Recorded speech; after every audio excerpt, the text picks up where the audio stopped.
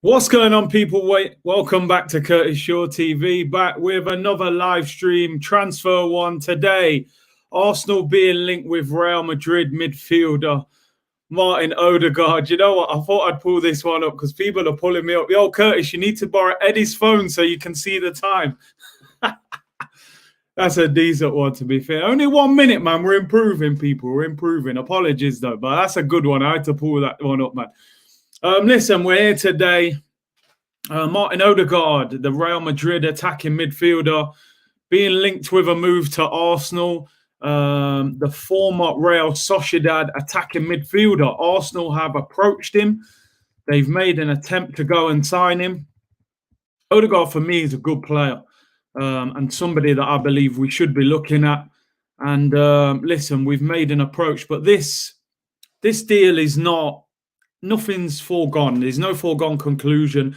This could be a difficult one. And also, Mikel Arteta claims to know, well, he says he thinks he knows which player is leaking information to the press, which is interesting. You know, it says a lot about the dressing room when you've got, you know, players giving out information to the press while they're still playing for the football club. It's not a good look. Not a good look at all. Martin Odegaard, good player, Real Madrid midfielder, being linked with a move to Arsenal now. Big up everyone in the comments. Omar said Odegaard is a baller. Sphinx said absolutely love the streams. Curtis, keep up the good work. Thank you very much. Shots fired said, what's good, brother? All good. And Jansen said, this is positive news, but we should have made this move as the window opened.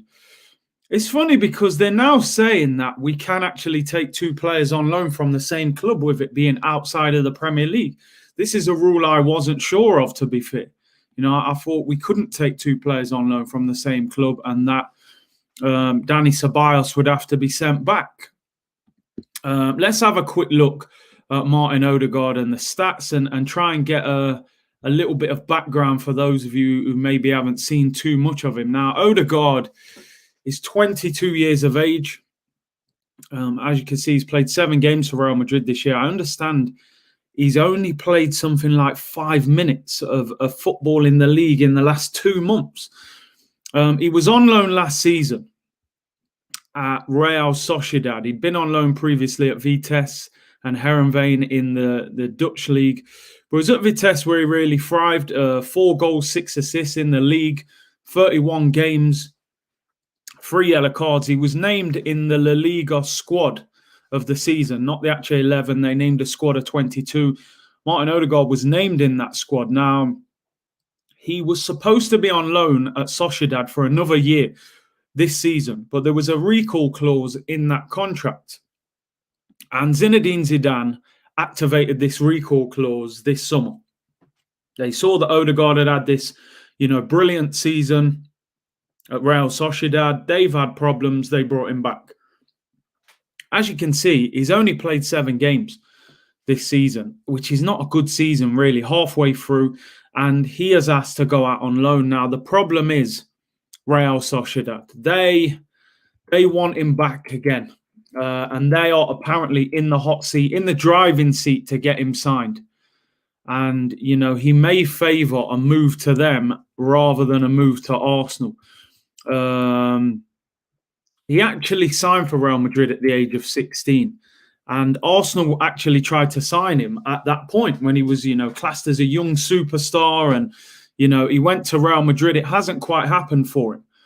Now, some of you saying here, I have a feeling Odegaard will be another Denis Suarez. Now, the one thing I don't like about this deal, I always think if you're a top football club, when you take a player on loan, you should try and get an option to buy him, because the last thing you want to happen is Odegaard to come to Arsenal and, you know, he rips it up.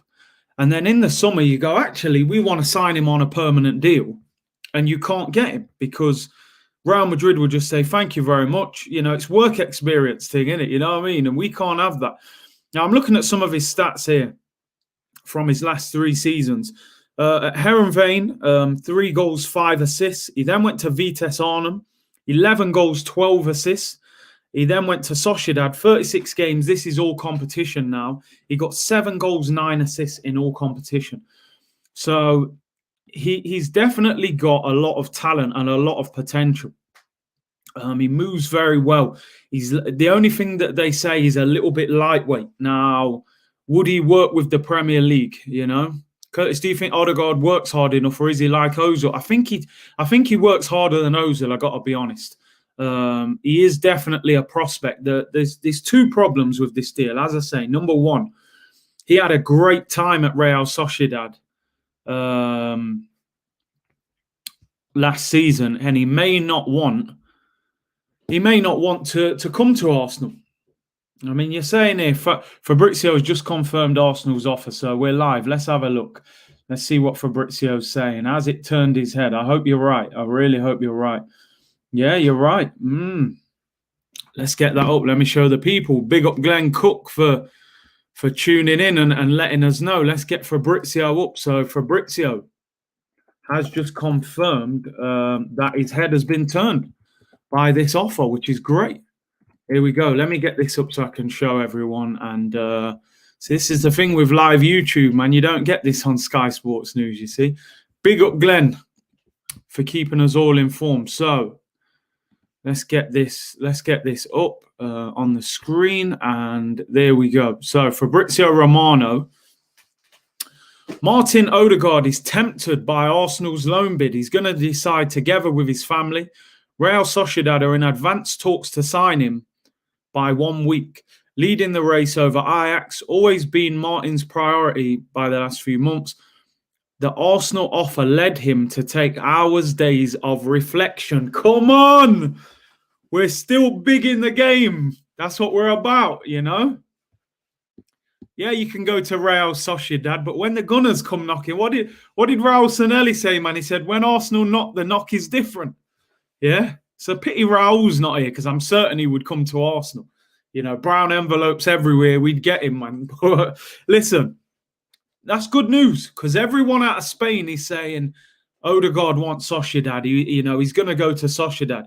His head's been turned, man. You know? Real Sociedad and Arsenal, come on. If we're still the giant we say we are, we should be able to go to him and say, listen, forget Real Sociedad. You've had your year there, right? That's over with now. Come and play Premier League football. You know? Let's get this deal done. Great news that if that happens. So there you go. Big up Glenn Cook with the news. Yeah, brown envelopes. Come on, man. We knock different, man. When we knock, we post envelopes through the door, man. You ain't going to get that at Sociedad. You know what I mean? Come on, man. We have to move. Ceballos is much older than Odegaard. The thing is, Odegaard is good. He's got that low centre of gravity. He's quite tall. And, I do think he would be good. Like I said, the one thing I'm not fully convinced about with this deal is they're saying that Real Madrid do not want to put an option to buy in there, which I don't like that. You know, because imagine he comes and tears it up and we're like, yo, we need to sign him. You need that option to buy at the end of it. Arteta says he's a great player. Loan with option to buy to the end of the season would be ideal. Envelopes, as I always say, allegedly, you know. I don't want to accuse Raul Sanelli of anything. It's all allegedly. But, you know, we kind of know what he... You know, when they knock different. He knocks on the door, slides the brown envelope through. You know, you open the envelope, bag of money. It's like them films, man. You know, like Goodfellas and them films. They just give you the envelope, man, and the deal's done. Big up Raul Sanelli, man. He knew what he was doing when a deal needed to be done. Big C, why are we happy with this deal? Don't we have enough prospects? No, listen, I think that the situation we're in, we need to get a couple of players in. You know, we need to get a couple of players in because, you know, we've let 4 players go in this window now. And I don't want to be in a situation where we're relying on Emile Smith-Rowe for the rest of the season to be our creative spot. We need more than that. You know, we need to bring in someone else. He is a little bit different. And listen, I mean, Real Sociedad, are 6th at the moment in the Spanish league. They're having a pretty decent season. They are in the Europa League as well. They've got Man United actually in the next round. So I do think Sociedad will get beat. I don't see them beating Man United over 2 legs. Let's get one thing clear here. Is that, as Universal said, do you think Odegaard is the answer? I don't know if he's the answer, but he can help a problem that we've got at the moment. Do you know what I'm saying? I think we need to add. We need to add to what we've got. With us having the FA Cup, the Europa League, the Premier League, we've still got to try and win as many games as possible. We have to try and have bodies in there. We need to have a different option for them games when Smith Rowe maybe isn't working. So how much would the option to buy be? That's a good question. As Charlie said, how much would you say the option to buy? 50, 60 million seems a little bit steep to me. But, Real Madrid don't often let players go on the cheap. Mr. Banks said, Curtis, my guy, what do you think about Odegaard? Can he help? I'm sure he can help. He's definitely talented. He's young, got a bit of pace, can dribble. Nice way to pass, he's got a shot on him as well, takes set pieces, good player. I believe he's left-footed as well. So he's either Mesut Ozil replacement, 30 or 40. Yeah, maybe 30. Will Odegaard hamper ESR's chances? Listen, I think at any big club, you're very lucky if you get a free hit. I think any position you play, you should have competition, You should have competition. Aouar or Odegaard? See, I think Odegaard plays slightly further forward than Odegaard, really. I think than Aouar. So I think Aouar's more of a number 8, where Odegaard can play like a 10 role, possibly, or off the wing. Competition is healthy. Come on, man. Big clubs, you don't get a free hit, man. There's always competition. Look at Paul Pogba. He's been getting benched this season. He's had to fight his way back into the team. You see Aguero sometimes on the bench at City, and this is what you have to do at the top clubs now. Keegan said, just joined. Curtis, love your content, bro. Big up. Jansen said, I actually rate him higher than Buendia, but Buendia is Prem proven already. I just don't think Buendia is going to happen in this window. I think the price is too high for him. I just don't see that happening. Save the money and sign Grealish. What's crazy is that I was watching Grealish last night against Man City and just thinking, man, I would love to have Grealish playing for Arsenal. I would genuinely go and pay 60, 70 million for him. But, coming from a Premier League club, they would want nearly all the money up front. And I don't see Arsenal having that kind of money, unfortunately, in the summer all at once. So, listen, Odegaard for me is a player that, I think he can come in and help. I think he has something a little bit different. I'm not saying he's the answer, but I think he can help with the situation we're in at the moment. Smith Rowe's got injury problems in the past. He's had a few muscle injuries. He's still kind of figuring out his role in the first team. We've got big games coming up in quick succession. Odegaard for me would be a positive. And, as you say here, Real Madrid let Hakimi and Reguilon go. So, yeah, they may give us the option to buy. If Real inserted an option to buy, they would probably include a buyback clause. That's the problem with Madrid, tend to put them in. But listen, we need to, do what's best for us at the end of the day. So listen, let's hope that Odegaard comes to me. If his head's been turned, I think we can get him. Where I think the problem could be, this is my opinion. Number one is, can we guarantee him regular football? He played, I think, 31 games last season for Real Sociedad. 36 games in all competition for Real Sociedad, right? So if they're bringing him back, they're going to give him football. With us having Smith Rowe, can we guarantee him football? That's the issue. How much football is he going to get? And he's going to want to know how much football he's going to get if he comes to Arsenal. Obviously, Real Sociedad, they're only 4 points off Barcelona. So they're having a good season. Arsenal are struggling. And, of course, he has that adjustment to the Premier League. So, it will be interesting. It will be interesting. But I would take him. And I think if we can get that option to buy put in there, I would be all over it. as you said, from Mesut Ozil to Martin Odegaard, the new MO. Hit the like button and subscribe. Support the channel, people. Big up Todd Watts. David Silva is playing his position at Real Sociedad. Yeah, that's a good point. So, maybe he won't be guaranteed as much game time. Sports Genius said, Curtis, all it takes is ESR to do a muscle. And we are back to a back five. Is that real? It's that real, One number 10 gets injured and we're back to that rigid system that we all couldn't stand watching before, That boring kind of setup that no one was enjoying before. So listen, let's talk about the press conference. Mikel Arteta said a few interesting things in the press conference today. He was talking about the mole in the dressing room. Now, he was asked in the press conference, he said, a couple of months ago, you spoke about potentially having a mole in the dressing room leaking information, right? Which is obviously a bad situation to be in. You don't want to be in that situation as a manager, that somebody is leaking information out the dressing room. Now, he was asked, do you believe you know who the mole is in the dressing room? And he said, I believe I do. I think I know who that is. And then he was then asked, does this mole have something to do with your January transfer activity? I.e., have you sold the mole? Is the mole out of the door now? And he said, no comment. That, to me, I think, looking at that situation, and I'm looking at it like this, Alvin's saying here, I feel it could be Willian or David Luiz. But to me, if you think you know who the mole is, you would get them out the door. Why would you keep them in the dressing room? David Luiz has been starting ahead of Gabriel. Willian's been coming on ahead of Pepe.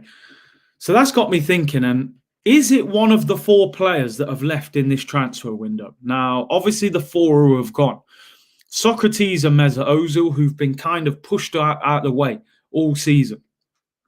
Obviously, the other one is Kolasinac, and the other one is William Saliba. Now, obviously, I hope it's not Saliba because, Saliba, we want to have a long-term future at the club. But is it one of those four players? Who do you guys think it is who has possibly been giving out information? Now, I'm not going to accuse anybody because we don't know, and that's a very, that's a bit of a naughty thing to let go and accuse a player of. Gabby said Chris Wheatley said it's Mesut's agent. Possibly, then could be that. So maybe. Chris Wheatley came out and replied to that Ozil fanboy on Twitter, but he deleted it. He said it was Ozil's agent. There you go, people. You lot are coming with the breaking news today. Big up all you people, man. Big up South London's finest. So, Chris Wheatley's trying to delete tweets, man. Too late. So there you go. It could be Mesut Ozil's agent who's been leaking all the information. Carly Lito said, as a Real Madrid fan, if you get Odegaard, you won't regret it. So you rate him, okay? That's good. Mesut Ozil. Nah, that's harsh, man. But yeah, listen, there you go. It could be his agent who's dropping information to try and, blow things up in the manager's face, if you like, which always makes life difficult. But we've got this interesting situation in the dressing room at the moment. But listen, Mikel Arteta went on to allude in this press conference that he said, now we've dealt with our initial situation in the transfer window, i.e. getting players out of the door, that we can now concentrate on the second phase of the transfer window, i.e. bringing players in. The funny thing was, he was asked about Said Kolasinac. He said, with Kolasinac leaving, that now leaves Arteta with just one left back. And his interesting response was, he said, we have got players who can play there, like Cedric, Ainsley Maitland-Niles, and even Saka. But we only have one natural left back who is left-footed in Kieran Tierney. He was then asked, would you consider going into the market for a left back? And he says, while the window is open, this is something that we could potentially look at. So interesting. That is a position that I didn't really see Arsenal addressing. I thought they would just kind of use the players that they've got. So Arsenal potentially will make a move for a left-back in this window. Now, at the same time, I'm glad we are looking at a left-back, but that also worries me a little bit. I'll tell you why it worries me. Because to me, we need a left-back, we need an attacking midfielder, we need a backup goalkeeper. Are we likely to go out there and sign 3 players in the same transfer window? Bear in mind, we are 21 days into January. We haven't signed 1 player yet. Are we capable of doing that much work that quickly? You would obviously hope that they are, already speaking to people, that moves are already being lined up. Number one for me, if we don't get a backup goalkeeper, I'm seriously worried. Yeah, because if Leno gets an injury this season, we are in big trouble. Yeah, because we know Renarsson, work experience FC and all that. We know Renarsson is not good enough. Also, we need that attacking midfielder. We can't rely on Smith Rowe. So for me, I would like to see an Odegaard or someone like that come in. And obviously, a left-back would be good as well. But will Arsenal sign 3 players in this short period of time?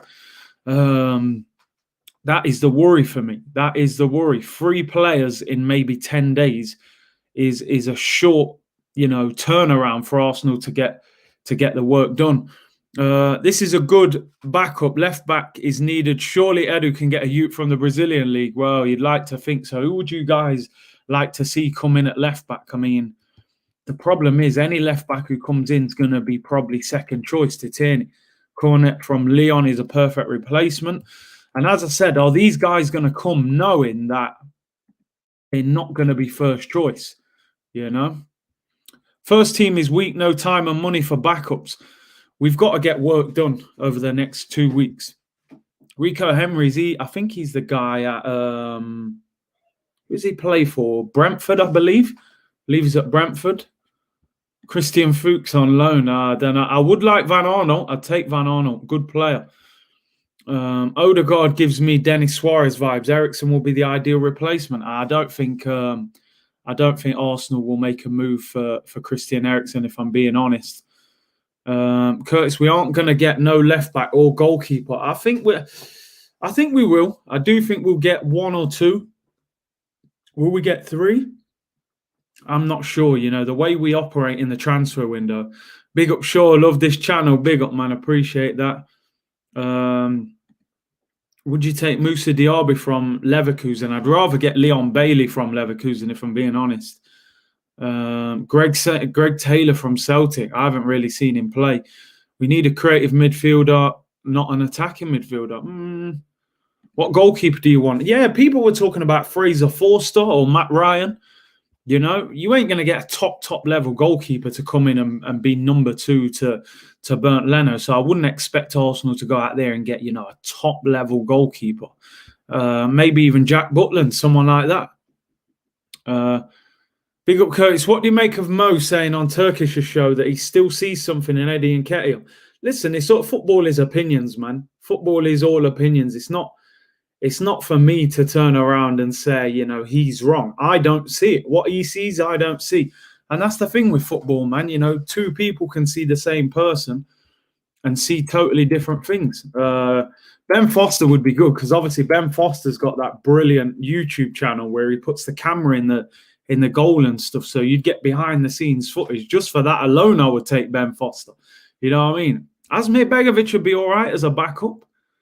What do you think about Theo Walcott's comments? He said that Van Persie was a better finisher than Henry. Big up, Curtis. Odegaard will be good for us.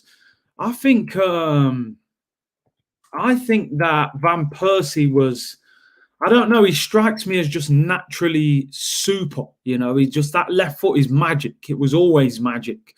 It was just a case of keeping him fit and he kind of moved to that central position. Sometimes Van Persie, he dispatched the ball where you thought the net was going to rip off.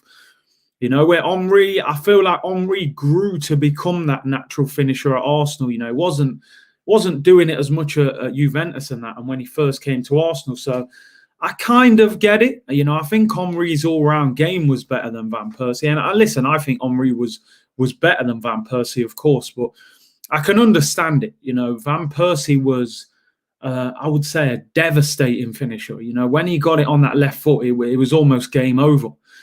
So I get it, but I still believe Henry is better than Van Persie.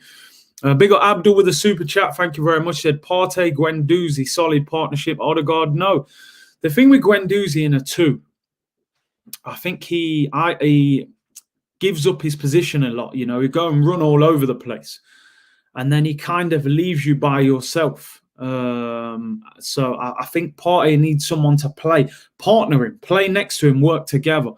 So I'd rather see Basuma or Aouar or someone come in. But listen, I said yesterday about Matteo Guendouzi. For me, I would like to see Guendouzi come back in the summer. Not necessarily starting every week, but I think a 21-year-old French international midfielder who is comfortable on the ball, who is now going to have had hopefully a full season in Germany of playing football. He's about to become a dad as well, something that definitely, matures you as a person. I think Guendouzi has still got a future.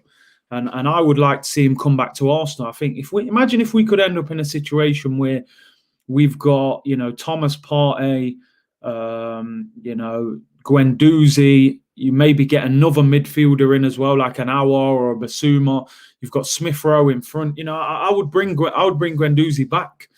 Big up Curtis. Do you see Arteta turning it around and becoming your manager? I mean, listen, I always say with me, I'm not too fussed on managers, to be honest, in the sense of I don't get too attached to managers. I just think the turnaround is quickly now, It's not like it was 10 years ago. Wenger was like part of the furniture. We all kind of loved Wenger. With Arteta and these managers, I don't have no real attachment to them. I just look at it and I think, just do the job. If you're doing the job, stay there and keep doing it. If you can't, then we'll move you on. Listen, he can turn it around. Am I convinced he will? What would you consider as a turnaround this season? Because to me, if we finish 6th, 7th, 8th, 9th, don't win a cup, I think that's an unacceptable season. That's my opinion. I think Arsenal should be competing for top 4. They should be very close to it. And I think we should be, potentially winning a trophy. And, for me, if he doesn't win the Europa League, or we don't get top 4, which I don't think we will get top 4, then I think it's been a disappointment of a season. That's my opinion. What would you class as the bare minimum that you would expect or have expected at the start of this season from Mikel Arteta? I would have said, by hook or by crook, you've got to get this team into the Champions League. I don't care if you win the Europa League or finish top 4. Now, some people will say we don't have a team that is good enough to finish in the top 4. But you look at Leicester, they're top of the Premier League. Are they the best team in England? No, they're not. Will they finish top of the league? Probably not. But it shows when you get a system, when you get a settled side, when you get players believing in you, that things can work beyond their means. Do you know what I'm trying to say? So I don't always just have this philosophy that, we haven't got one of the 4 best squads in the Premier League, so we can't finish top 4. Football doesn't work like that, Teams will go beyond expectation at certain times. And I think if we had a more stable dressing room this season, if we'd have played a proper system, I think we could be 8 or 9 points better off than what we are now. And I've said this time and time again. We should have beat Burnley. We should have beat Crystal Palace. And we should have beat Leicester. That would have put us, 8 points better off. So, listen, hey, big up, man. You lot are top. I can't hate Leicester. Leicester are just such a great example at the moment of how you can build without huge spending, self-sustaining model, all these things that Arsenal talk about. And I hear you, Tom. Rome wasn't built in a day. It wasn't built in a day. But after a year and a couple of months, there was a lot of progress, and I want to see more from Mikel Arteta and this team. February is make or break for Arsenal season, in my opinion. I think we will either, the season will have collapsed, or we will be, we'll have rescued it. As I keep saying, you look at the run of form. Yeah, we're in a decent run at the moment, but we've got hard fixtures coming up. And listen, there are some things to be positive about. I look at, Saka and Martinelli signed new contracts in the summer. Aubameyang signed a new contract. Thomas Partey and Gabriel just signed. we've always been in a situation, it seems, where one of our best players, their contract's been about to expire. And we're like, oh no, what's going to happen? You know, at the moment, our best players are on long-term deals. That's very positive. We've got some quality young players in Martinelli, Saka, Smith-Rowe, maybe if Guendouzi comes back as well. Gabriel's still only 22, 23 as well. Leno, we've got a quality goalkeeper. I think we're 2 or 3 players in that starting lineup away from getting in the top 4. If the manager is capable of getting the best out of it. To me, we need another centre-back. I think we need a right-back, and I think we need another midfielder. You know, in fact, we might even need 2 midfielders. But I would say, yeah, 3 or 4 to really get us back to where we need to be. And I think we can get top 4. But listen, is the manager good enough? We'll find out. Time will tell. You know, he's going to be here till the end of the season, at least. It's sure show it's okay to be late, my guy. No, but you know what it is? I am genuinely a believer that when you say you're going to arrive at a certain time, try and do it. So apologies that I've been turning up a minute or 2 late, sometimes 5 minutes late. So we'll get that sorted. Amal said, Troops did a FIFA 21 live stream last night on his channel. He was doing an Arsenal career mode. He was going crazy. He's doing another one tomorrow. Big up, Curtis. Loving your daily content. Yeah, big up, Troops, man. I saw he put the tweet up saying that he was doing it. I didn't get to see it, actually. I will have a look. Listen, I want to do a lot of things on this channel. I've always said, yeah, West India, man, Caribbean time, man. We turn up late, unfortunately. You know, but we are, you know, I want to expand this channel this year. I want to go, you know, beyond and do more things, interaction. You know, I've had, you know, people coming on the channel at the end of games and joining me on video. We've been doing, you know, watch-alongs for other top 6 teams. I'm looking at all potential other avenues of how we can extend it. Potentially doing gaming on here as well. You know, maybe Football Manager, Grand Theft Auto, FIFA. You know, a lot of people do FIFA. But listen, people, you suggest what you would like to see. I always say, this is your channel at the end of the day. What the people want, we'll look to do that. So listen, always put your suggestions in the comments if you want to see. Bro, this timer thing on the games, I've got a guy working on it, man, but he's been taking weeks to get back to me, man. I need to chase him up still. I need to chase him up. FIFA against viewers, I think, would be decent, to be fair. Would be decent. Man said only fans. I don't know about that, you know, bro. Grand Theft Auto would be good, to be fair. You know, hit the notifications. Hit that notification bell as well, so you know, you don't miss the videos when we go live. Were you ever featured on Football Manager? Yeah, I've been on it. I believe I'm still on it. I think you have to have the full database, you know, that gets all like the lower league players and stuff. I don't think you can find me in that small database now. They got me out there in the wild with all the players that, you know, haven't been on there for a while. So yeah, I've been on a few Football Managers. Pro clubs would be good. Pro clubs would definitely be good, you know. Whatever people kind of suggest. I think FIFA, yeah, I'm decent, you know. I'm decent on FIFA. I'm not gonna big myself up. This one, not as you know what, I haven't really played this FIFA 21 too much, man. I've got it. But yeah, I am good on it though. I am decent on it. Bro, FIFA's mad stressful, man. So stressful. And I have got Football Manager as well. I don't play it much. Streamer, viewer, Football Manager, custom league. See, I didn't even know you could do custom leagues, to be honest. Foot Weekend League best score. I think my best ever is 23. 23 out of 30 is the best I've had. But yeah, man, that's that game's too stressful, man. Weekend League is just, if you play FIFA, you know, man, that game is pure stress.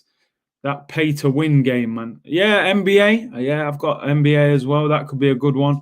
Pro clubs will be lit with subscribers. I haven't seen people do that. Yeah, do you know what? That could be the one, you know. But then how many people can you bring in on that? Do you know what, actually? Yeah, because I've seen Turkish saying that. I reckon we need to organize a FIFA tournament. Definitely, man. I'm going to talk to people. Man. But yeah, pro clubs with the subscribers would be would be serious, man. That would be good. My best was 25 and 5. Yo, that's lit, bro. I'm telling you, I've never got 25 out of 30. Bro, PlayStation, man. I don't play Xbox. I don't like that big old pad, man. It's gotta be PS, surely, man. Not no Xbox thing. FIFA better than PES, bro. I haven't played PES for probably 10 years. I don't even know what PES is like anymore. Probably, I've heard people say it's decent, but yeah, get your nah. You go easy, man. Aubameyang got his 2 goals. He's back. Ultimate Team gave me carpal tunnel, bro. I don't know what that is, bro. Pro clubs with deluded as commentator. Listen, we're definitely going to look into that. It could be FIFA. Pro clubs, I think, with subscribers would be decent. That could work. Or career mode. A lot of people do career mode. I'm not sure. Do people like watching people do career mode? I don't know. Play GTA 5. Yeah, a great game. I've got it. Smash the likes up, people. And listen, PlayStation all day long. As I said, get your suggestions in. I want the channel to be as interactive as possible. Definitely want to start doing some gaming on here. And, we're going to look at other things. A few people have been messaging about memberships and them things as well. So, listen, we'll get some stuff sorted. We're going to take this channel onwards and upwards this year. I'm going to let you go, people. It's only a quick one today. 900 of you in the chat. Make sure you hit the subscribe button. Hit the like button on the way out. I'll be back again tomorrow at 2 p.m. We'll preview the FA Cup game over the weekend. I'm going to have someone on tomorrow. I'm just waiting for him to get back to me. And we'll do that. GTA would be jokes. Yeah, GTA is a big game. Opening reward and packs live on stream. Yeah, weekend league, man. I don't really play it that much now. But yeah, listen, I'm gonna let you go, people. Subscribe if you haven't already. Hit the like button. Any suggestions for content you want to see, hit me up. Put the comments in. Let me know. Let's keep the channel as interactive as possible. Enjoy the rest of your day, people. I'll be back tomorrow. Bless.